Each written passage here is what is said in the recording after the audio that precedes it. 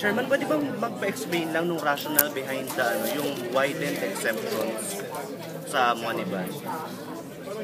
No, the exemption is needed kasi yun ang problema eh. Yun ang naging issue. Yung sinasabi nila na hindi ka pwede mag-withdraw 100,000 dahil maraming businesses na normal sa kanila mag-withdraw ng 100,000 a day. Kaya binibigay namin, those that are normally withdrawing so much amounts will not be affected. So, madami sinasabi, mga contractor, mga department stores, mga maliliit na nagtitinda ng kwan, nag-withdraw yung 100,000 a day.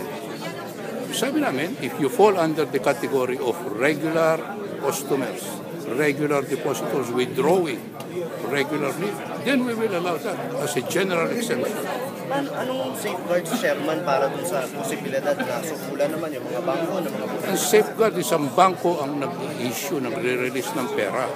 Kilala nila kung sino mga depositors nila at ang kanilang customer.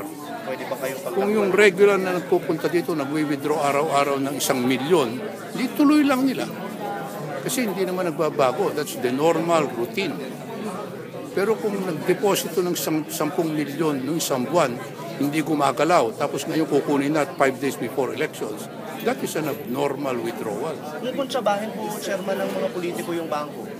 Ano? Kuntsabahin, sabihin. Maraming lusot. Hindi ko naintindihin yung kontsabahin. Ang daming pwedeng gawin. Gusto mo ba turuan ko yung mga politiko paano na palulusutan yung resolution namin? Huwag naman. Huwag naman. Alam ko kung paano sila lulusot.